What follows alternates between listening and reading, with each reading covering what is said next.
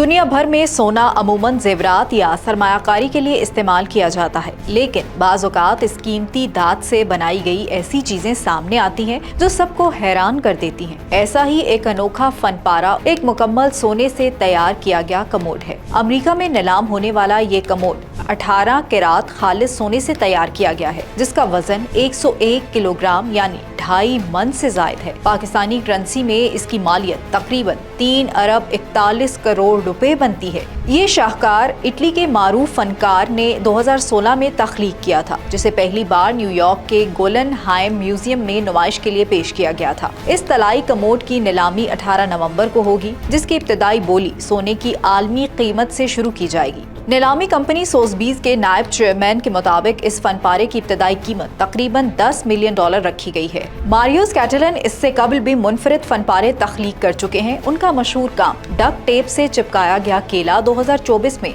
$62 लाख में फरोख्त हुआ था। अपडेट्स के लिए देखते रहिए vnews.pk।